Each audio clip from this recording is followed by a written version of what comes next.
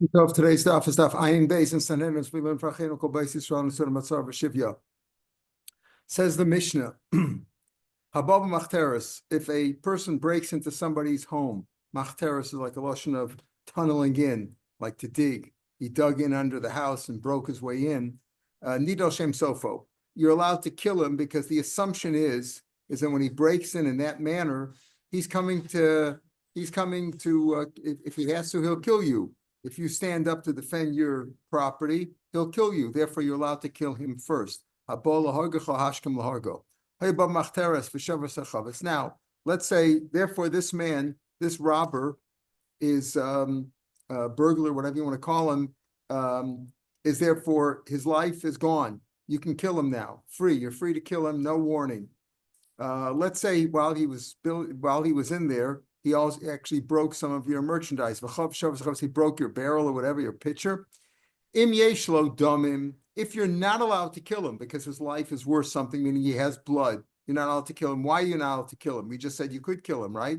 The answer is let's say it's your father's breaking in. You know he's not going to kill you, therefore you're not allowed to kill him. Im yeshlo damim chayiv. You have to pay for. The burglar, if he's caught, of course, has to pay for the damage he's done. Im eino damim. If you're allowed to kill him, because it's normally just two people, a burglar and a homeowner, or even if a son could kill his father. The son breaks in, the father is allowed to kill him because the assumption is that the son would kill him. Therefore, since his death, you're allowed to kill the man. He's chayiv misa basically, and we have a klal of kamlev rabine. If you're chayiv misa and at the same time you did some monetary damage, you're potter from the monetary damage. Not that you're really potter klape shmaya. You did the damage to the person, but you can't be held responsible for the monetary damage since you're chayiv misa at the same time. For example, we gave the famous case if you're machal Shabbos and you throw a rock or a knife or something from a shusiyach to shusarabim and you tore somebody's clothes hanging on a clothesline. In the interim, you don't have to pay for the clothesline because you're Mechayiv Shabbos at the same time. If it was at a different time, then it doesn't count. But if at the same time you're Chayiv Misa and you're also Chayiv Mamon, you're potter from the money. Amarava, my time on Melcheres. What's the reason why the Machteres, why the burglar, the person who breaks in, you're allowed to kill him? A person doesn't just let his money be taken away. He's going to defend himself. He's not going to just say, okay, let the guy steal. Behind Meimar Amar, and this, therefore, the burglar says, if I go, he might come up to defend himself and he'll face me. He won't allow me. And if he does come, I'll kill him. The assumption is that the burglar is going to kill you if you try to defend your property. Therefore, the rule is, if he's coming to kill you, you kill him first. That's the rule of Machteres. Amarav. But Machteres, let's say, we just said in the Mishnah that while the burglar breaks in and basically he has a death sentence on him right now, you can kill him. And therefore, if he breaks something, he's potter for breaking. What happens if he stole something? He didn't break it, he took it. And he took some merchandise, whatever, kalim, clothes, whatever, v'yatza, potter, he doesn't have to pay. So Rav says, potter even in that case, because since he's chayiv for stealing. My time, Badam Kaninu, with his blood, meaning the fact that he's Chayiv Misa, at that time, he acquired it. Amarava, Rava didn't like that, what Rav said, and he may said, maybe Rav wasn't clear. Mustafa Milsa did Rav B'Shishiber. If he broke the item, like we saw in the Mishnah, the lesson, it's not here anymore. So since you broke it, he doesn't have to pay since he was Chayiv Misa at the time. Avol Natal, but if he took it, low. If he took it, he still should have to return it. The Gemara says, "Velokim, no, I swear, Amarav, afilu natal, even if he took it." So let's say you're not allowed to kill him. For example, let's say if the father is breaking in, we assume a father would not kill his son under any circumstances. And an accident happened, he broke the kli. Let's say he broke the pitcher, then he has to pay chayiv alma. Why does he have to pay? Because the Torah, so to speak, put it in his reshus. Why did you have to break your item? It wasn't in my reshus. The answer is since he broke in, the Torah put it in his reshus. So therefore, when he stole it, it's also in his reshus. He can keep it. Belowi, that's not the case. That's what we want to say that in Rav Belowi. You could say that argument doesn't. When did Hashem put it in your reshus that you're chayiv? Then you don't sin. If you damage something, like they say, you broke it, you bought it. And if you break it, you bought it. You walk into a store and you break an item, they tell you you broke it, you bought it, you have to pay for it. But if you walk out with it, you're not, it doesn't give you the ability to walk out with it. That to acquire it, b'shus the markam, it's still in the rishus of the owner. You can't steal, you can't steal, you can't walk out with it. It belongs to him. Just like a person who borrows something, he's responsible if he does damage to it, but it belongs to the owner. So we have this discussion. Do we go exactly like Rav? Rav says even if he stole it, he wouldn't have to pay. Rav says no. Tanan, what does our Mishnah say? Yeah, Mishnah said that if he broke in to the house and he broke the barrel, yesh lo damim chayev. If his blood is not gone, meaning if you're not allowed to kill him, like say if it's a father breaking into a son's house, ain't right chayev, and he has to pay for it because since he's not chayev misa, you broke into somebody's house, you did damage, you have to pay. Ain't lo damim. If he has no money, because let's say it's somebody other than a father who broke in, and therefore he's coming to kill you, and therefore you're allowed to kill him. Since you're allowed to kill him, his life is basically worthless. And come the Rabbinah, since you're allowed to kill him, he's chayiv misa, potter from paying for the broken item. Time of the shiva, because it says he broke it. I mentioned this if he broke it. The ain't lo dam and potter. It's only if he broke it that when you're allowed to kill him, he's potter because of come the Rabbinah. If he took it low. So the Gemara says it's not a kasha on Rav, who didn't feel not. It could be even if he took it also nami. The reason he says Shavas Chavas Kamash Malam to teach me the Chiyesh Lo Damim that when you're not allowed to kill the burglar, Afagav the Shiber, even though he broke it, he's also Chayev, right? The Chiddush is not that. Of course, you could say that it doesn't mean maybe he really could take it too. Rav would say the Chiddush he's telling you is that if you can't kill him, certainly he can't steal it. But if you can't kill him, he has to have to pay for it. Says more pshita. Why wouldn't he have to pay for it? Of course, he have to pay mazaku. Any mazik has to pay. Even if he broke it inadvertently, he didn't mean to break it. The Gemara says, "What's a chiddush in that? My kamash malan that a person is always a muad, meaning a person is responsible, that he's always considered a damager, and he'd have to pay like a muad, like a shore muad has to pay the full price." And anyway, we learned and we know that already. Famous Gemara in Baba Kama. An animal is always a mu'ed. Whether he did b'shog, mezid, if he broke it in his sleep, there's no such thing as an accident. If a man breaks something, he can't claim it was inadvertent, or even if it was an accident. Fine, it was an accident, but you caused it. You have to pay for it. So therefore, you can't say that the reason why the Mishnah says shavar sachavas is to teach me that he has to pay. Of course, he would have to pay if he broke it. What's the chiddush in that? Elamai, the reason it says shavar is to tell me that dafka shavar. But if he stole it, he wouldn't be allowed to. That would be against Rav. So it's kasha. More so it's a kasha on Rav. Rashi, halfway down the wide lines in Rashi, Divrei Maschil kasha. It's an interesting Rashi. It says kasha masnisan letusaler. It's hard to explain the Mishnah according to Rav, like we just said, because Rav says you could even steal it. So why did the Mishnah say if you broke it? It's not a kift. We're not slugging him up. A total kasha lo have. The lab hedyktani law. It didn't say befavorish in the Mishnah natal chayev. It just says shavar chayev. You want to deduce from there that natal that even if he took it also, he'd be chayev, not necessarily so, right? He didn't want to say the law.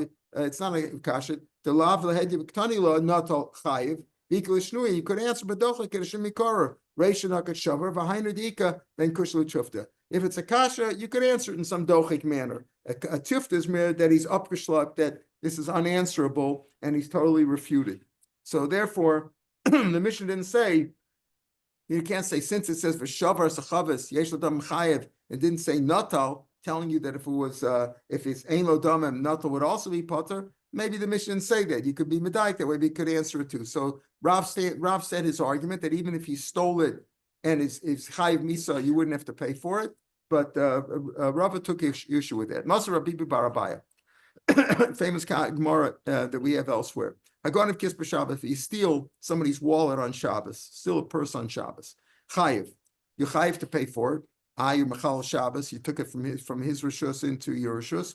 Sharing is chayev b'gneva kodem she'avdei Shabbos. When are you chayev b'gneva? As soon as you picked it up, you're kohen it with hagbah. So you're kohen it then. You stole it at, let's say, 9:00. And when did you take it out of the rishus? 9:05. 5 minutes later, you took it out of the rishus of the nignav, out of the rishus of the owner, into your rishus. that's when, or into Rosh Hashanah. So that's when you would be chayiv for Shabbos. So it wasn't at the same time. So I go to kiss b'Shabbos, you're chayiv to pay for the purse. Sure, it's chayiv b'gneva, kodem shev it's a Shabbos because you're chayiv b'gneva as soon as you picked it up. And the Yisra Shabbos was only 5 minutes later. So let's say though you dragged it out, you didn't pick it up. You dragged it out of the house, then you're potter for stealing the purse. Why? Because they came at the same time. So what do you see, right? Because it's kamlev menamine. And therefore, you could say over here that the same thing. Why can't you say over here you're also potter? You're potter because over here you stole the purse. The purse is in your hands now, right? If you dragged it out of the house, the purse is, you have the purse, right? You dragged it out of the house. You're potter from stealing the purse, even though the purse isn't destroyed. Like on our Mishnah, right? We said, the Mishnah said that if the burglar is chayiv misa, and he broke let's say he broke the pitcher, he doesn't have to pay. Rav said, even if he stole the pitcher, he doesn't have to pay, right? So here you see a proof to Rav. Why? Because here he stole the purse. It's not like he destroyed the purse. He stole the purse and he doesn't have to pay if he dragged it out of the house. So it's a proof to Rav, says the Gemara, and it would be a kasha on Rava, because Rava says it's only if he broke it, not if he stole it. Here it's a proof that even if you stole it, you could say the answer is the halach is the shadin menara. That's only speaking when he's potter from returning the purse if it was destroyed, it was thrown into the river or whatever, he doesn't have it. But if he would have it, maybe Rava would stand his argument and Rava would say, yeah, you have to return it. Now, so Rav said that if you stole something and at the time you stole it, you're chayiv misa, you don't have to pay for it, even if you stole it. Rava said that's only if you broke it. Now it's not, it's destroyed, not if it's still here. Rava, now a story with Rav. People broke into his house and stole his sheep, his rams. Adrenanil, then the Ganavim returned it to him. But look, he didn't accept it. Amar, all enough from the Rav. Since Rav Paskin, they didn't even stole it, your potter. In other words, when you come to Machteras, you were chayiv misa, because I could have killed the Ganavim. I could have killed the Ganavim, broke into my house. I didn't, but I could have killed them. And since I could have killed them, they're potter if they did damage, even if they stole it, according to Rav. Basically, he had given up on it. I guess he was miyayish, and he didn't want to accept it back because he said, out of covet for Rav, I'm not going to go against Rav's sak. Now, this machteres, we said that he's chayiv misa, right? Chayiv misa, but only under certain circumstances. Tanur we have two conflicting prices. Let me read the pasuk first in the Chumash. The pasuk at the beginning of Perek Chav Beis and Shmo says, last week's parsha, im machteres yimotzi agana v'huka, he is killed v'meis, ein lo damim. His life is worthless, meaning you're not responsible. You're allowed to kill him. His blood is worthless, and he doesn't have any blood, meaning you can kill him.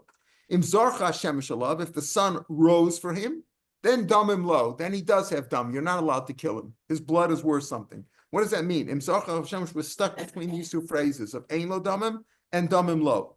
So now we have two different prices. Tanur Rabbanim, 5 lines from down to the Gemara. Ein lo damim says ein lo damim im zarcha alav shemesh. What does that mean? Ein lo damim, if the sun rose, what do you mean? The sun rose for him and not for everybody else? Ella means this.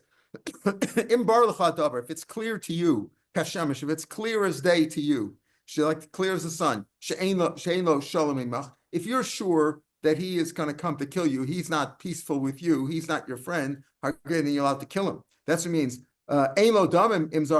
If you are sure that he's not your friend, then he's worthless, you can kill him. Imlav, if you're not sure, maybe he won't kill you, don't kill him. Okay, that means you're only allowed to kill him if you're sure that he would kill you. Tanya, another brayso says the opposite. Im zarcha alav hashemesh damim lo, takes the beginning of the pasuk beis and he now puts it with the second phrase. In other words, the end of the first pasuk is ein lo damim, and then the beginning of the next pasuk im zarcha alav hashemesh damim lo. So we now are concentrating on the second phrase. Tanya, im zarcha alav hashemesh damim lo, then his blood is value. His blood has value. You're not allowed to kill him. So what does that mean? If the sun rose for him. If the sun only rose from Eli and if you're sure that he won't kill you, he's peaceful with you, I'll target, then kill him. If not, you can kill him. Kasha stam. We have two different missions over here. The one says, if you're sure, the first one says, if you're sure, what? If you're sure that he'll kill you, then you can kill him. If you're not sure, don't kill him. The second one says, if you're sure that he won't kill you, then you shouldn't kill him. But if you're not sure, you could kill him. So in the first brisa is mashma, if you're not sure, you can't kill him. The second is mashma, if you're not sure, you could kill him. How do you resolve the stira? One speaking about when the father is stealing from the son. If the father's stealing from the son, the assumption is that he won't kill you unless you're sure that he will kill you. Unless you're sure that he will kill you, don't kill him. You have to assume he won't kill you. But if it's a son stealing from his father, son doesn't have the same love for his father as a father has for a son. Ben alav, the assumption is that he will kill you. So in other words, if his son is coming to steal from the father can assume that the son would kill him, unless he knows otherwise. Again, unless he knows for sure that he won't kill him, and therefore the father could kill the son if the father was defending his property. And certainly if it's somebody who's not a relative at all. Amarav called the Asi Eloi, Rav said, called Asi Eloi, whoever would come break into my house, I would kill him, because I could assume that he was coming to kill me. The Barmer of Chanina Bar Shil, except for my tama, Ilam Shem Tzaddik is because Rav Chanina Bar Shil is such a tzaddik. If he's such a tzaddik, what is he doing breaking into my house, right?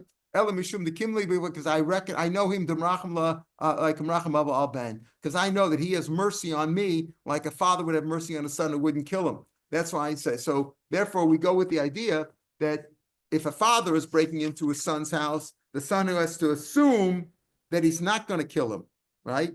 And unless you know for sure that he was coming to kill you, you can assume that he's not going to kill you. The other way around, or any other people, unless you know for sure that he's not going to kill you, you can assume that he's coming to kill you. That's why he's breaking into your house fearlessly. Tan Rabbanim. It's the borrow safe.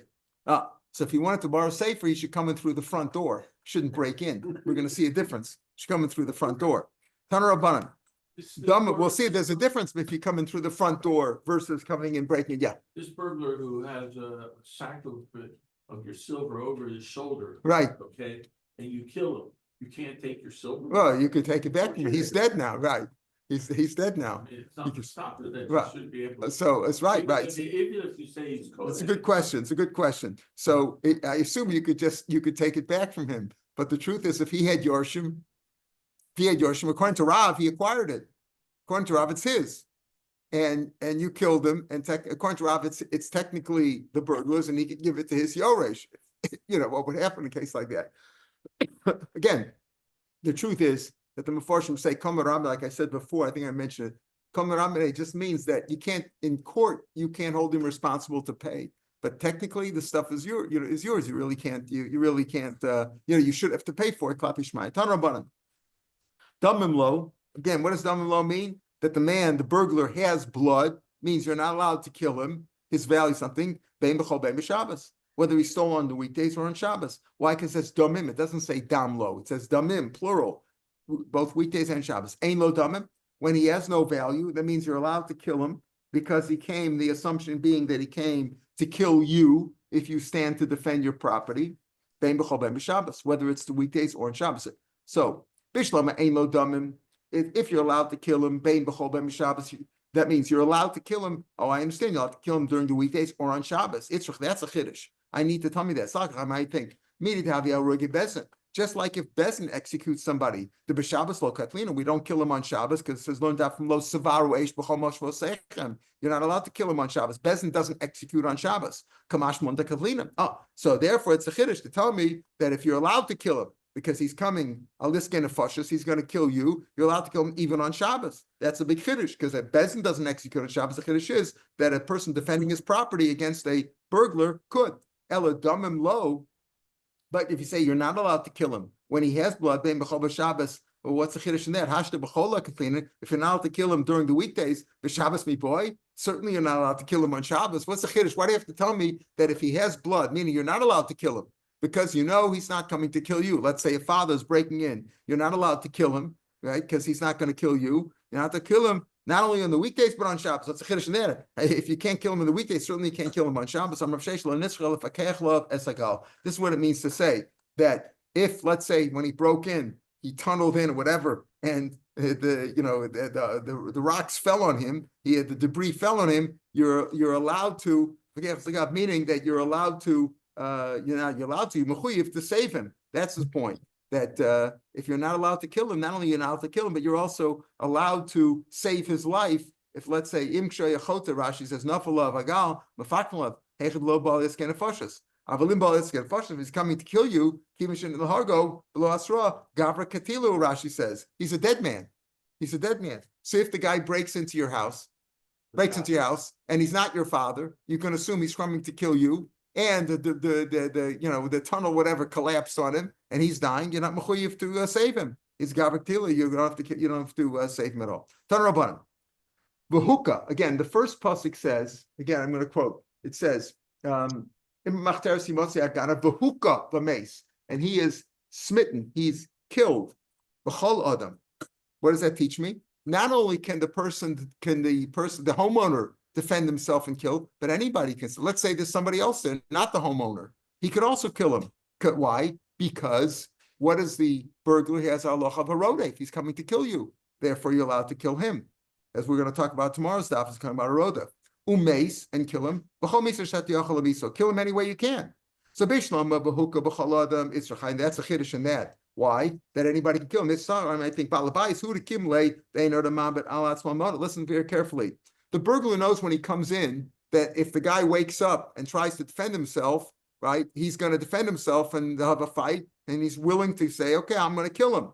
Aval acher lo. But he's not expecting that a neighbor who heard him breaking in is going to come and defend him. And therefore, the burglar doesn't really want to kill the neighbor. The burglar wants to kill the homeowner because he says, oh, him I'm going to fight because I want to steal his stuff. I want to steal that sack of silver, like you say, right? But a neighbor, the burglar wasn't intending on killing him. So maybe a neighbor couldn't, on his own come and save the homeowner. No. The answer is, since the burglar is a rodef, anybody can save a rodef. If you see a person, and we're going to talk about tomorrow's stuff, if a person is running after somebody to rape him or to do some terrible thing to that person, anybody who's around should be a good Samaritan and try to kill the pursuer. Right? That's a chiddush. That's bahuka. That not only can the homeowner defend himself by kill the burglar, anybody can. Ella umeis. What does umeis teach me? It says if he comes in vahuka v'meis and he'll die, b'chol should kill him any way you can. Lamali. What do you have to teach me a chiddush? Anybody can kill him any way you can. How are you supposed to kill him? What are you supposed to sit? Open up the Gemara Sanhedrin. The guy's breaking in and say, let's see, there's 4 Mises Bezdin. What should I do with this guy? How am I supposed to kill him? What are you supposed to do? Elami, we know Barotzech. What does it say Barotzech? Pasuk Tanya, Mosimas Hamaka Rotzechu, right? Also in this parsha. No, this is actually in Bamidbar. Mosimas, if a person kills somebody else, right? Then the halach is you're supposed to kill him. He's a Rotzeach. That's only the misa that it says by him, which is what? Hereg, which is sayef, killing him by the sword. That's the misas bezin. Umenayin. How do you know that at the court? How does the court know that if the court, for some reason, there's no sword around, it can't kill him with the sword? You can kill him any way you can. Most yumas you should surely kill him. Mikomak can kill him any way you can. So therefore, Rotseach, we know from Rotseach that if you can't kill him this way, kill him that way. What do you have to tell me that the burglar who's going to be killed by a neighbor or by the homeowner has to be killed? Kill him any way you can. What's the chiddush in that? Even a murderer, where the Torah says specifically a murderer is punished by herod, kill him any way you can.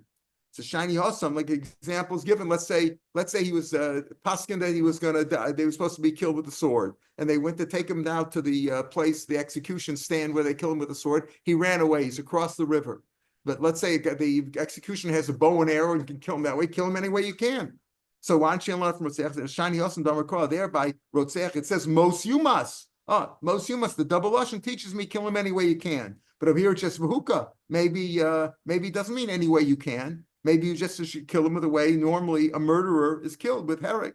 But so why can't you learn out from Rotzeach? Mishum davar Rotzeach. V'gol adam shnei ksum echad. The gol adam, the kin, the family of a person who was killed b'shogeg is allowed to kill the murderer b'shogeg if he didn't go into the Arei Miklat. And there you kill him any way you can too. So that's Shnei Ksum Echad, Chol Shem Ksum Echad, Ein Melamdin. The general opinion is that you can't learn from there. And therefore we have a special pasuk, V'huka, kill him any way you can. Tan Rabbanim. right? Pasuk says, Gavak Tilu. I'm just looking at if it doesn't tell us anything of that Rashi. Okay. Tanraban. Machteres Enliel Machteres. That's when he comes in, if he burgles his way in, he tunnels his way in, like he dug his way into the house. Let's say, though, he broke in from the roof, from the chutzner, from the enclosure. In other words, he came in through the doors, one of the doors, or through the chimney or whatever, Minayin. How do I know there? Tamalomar, Yimatzei Haganav. Again, the pasuk says, Im Machteres Yimatzei Haganav, Yimatzei, he's found anyway. So why does it say Machteres? Just say if a guy comes into your house and he steals, you're allowed to kill him. Why does it say im b'machteres? Machteres means he dug his way in. He broke his way. He really broke through a wall or something. If he came in through the roof, through an opening, a chatzar karfet, if it applies there too, why do you say machteres? They shrov ganav mitzvah machteres. It just tells you. So the first shot is that most people break in. They break in that way. They don't come in through the front door. Tanya yidich. Another Bryce says no machteres only machteres. How do I know if he came in that way? Also, you're allowed to kill him. You found anyway. Came out. So I to say machteres. The same idea, same question. Why I say machteres? Machteres. So here's the point. If he burrows his way in, he tunnels his way in, you don't have to warn him. He's clearly coming to kill you. But if he comes in through the front door, through a window, he's not necessarily coming. Maybe like you say, he's just coming to borrow something. He doesn't really mean to kill anybody. I just wanted to borrow something. I snuck in the middle of the night. You have to warn him. And what does warning include? Remember, by any warning, when you warn somebody, don't do this or you're going to get malchus, don't do this or you're going to get misa, you have to warn him, he has to hear it, and he has to say, I understand, and I'm willing to do it anyway, right? And he has to be right before he does it. In other words, in these cases, you have to give asra. That's the point. So only if he comes in machteres are you allowed to kill him free without any asra. Here you have to give him asra. Omar Funa. Now we're going to get into the concept of asra. Let's say a child, a 10-year-old, is killing somebody, is pursuing somebody to kill him. You're allowed to save the person who is being pursued. The pursued, you're allowed to save the pursued by killing the pursuer. Why? Ksavar rodef ein tzarich hasra. A rodef, a pursuer, doesn't need asra. You don't have to stop and say, wait a minute, let me read you your rights, and all that before you kill him. He's running after somebody. You're allowed to kill him right away. Doesn't need asra. Lo shegar lo shekatan. So this is a big chiddush. Rav Huna says that you do not have to give hasra to a rodef. Now we're jumping from machteres, which has been our discussion till now, to rodef. Not necessarily the same, right? But he says a rodef, in a way, the burglar of machteres is a rodef, right? You're allowed to kill him. But here we're talking about in general about a rodef, not necessarily a guy broke into your house. He's running after somebody to kill him. You're allowed to kill him and without asra. Right? Losha goes, because we said machteres, it depends. Only machteres doesn't need asra. But if he comes in through a window, right, through an enclosure, right, then you have to give him asra. Maybe he's only coming to borrow a cup of sugar, right? So but if he's running after somebody to kill him, then to damage somebody, then you don't have to give asra. Eisver of Chislo Rav Huna. So like this, when a baby is born, let's say a mother is in terrible pain and labor, and her life is in danger, right? So sometimes the child has a rodef, and if the mother's going to die and the baby hasn't come out yet, the chaya, the midwife, is allowed to kill the baby, to cut him up in pieces, stick a knife in there, whatever it is, and kill the baby because it's considered a rodef. But yet yotza rosho, let's say the baby's head came out already. By the way, baby's head coming out is considered birth, both for bris, for Shabbos, for shkia and all that stuff. Is when was the baby born? Was it born on this day, on Wednesday, or on Tuesday? You go by the baby's head coming out. If the baby's head came out, then ain't nogan, you don't touch the baby. The baby's considered. Why the fish ain't dochen nefesh nefesh? You can't kill one person to save another person. Can't kill one person to save another person, and the baby's considered a person. Why? Rodefu. What do you mean you can't kill one person to save a person? By a pursuer, we kill the pursuer to save the pursued. Why can't we do it here too? Shani Yosem the Shemai. You're right. Normally we kill the pursuer to save the pursued, but over here the baby's not considered the pursuer. Mina Shemayim. It's God's action doing this that's causing her the whole thing. It's Mina Shemayim is one doing pursuit. You don't look at the baby itself.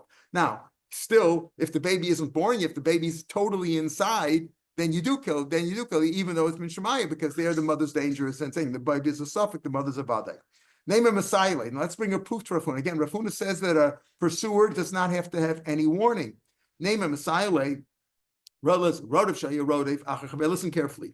A pursuer is running after a pursued. They're going to kill him. It's clear. He's got a knife in his hand and he's running after him. Kill him, or he's got a gun.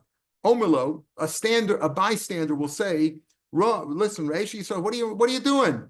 He's a Jew. Ben Brissu, he's a Ben Brissu. He's part of your same company. He's a fellow Jew. The pasuk is back in Bnei Noach. It says Shofach dam ha'adam, kill somebody. But Adam via person dam ha'shofach. In other words, people will kill you. You're allowed to kill them. If you're about to spill somebody's blood, a person is allowed to spill your blood. The Torah said you're allowed to say this person, even though the pursuer didn't agree and say, I understand what I'm doing and you can kill me anyway. He didn't do that. So smashma, the pursuer, the standard by the bystander will say, you will give him this pasuk and all that. But Rashi explains he doesn't have to accept it as a hasra. Rashi says, whoever's standing there will do that.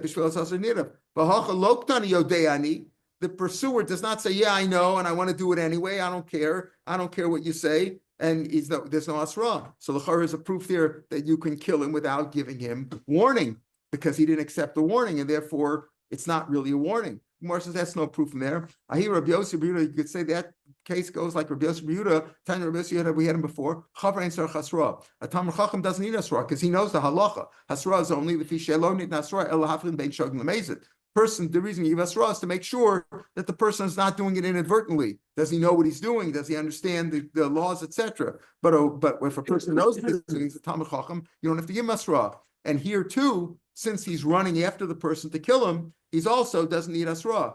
Rashi says here too. Rashi goes on to say, Hilkach lo boy asra. I hear I'm reading Rashi 6 lines from the bottom of the page.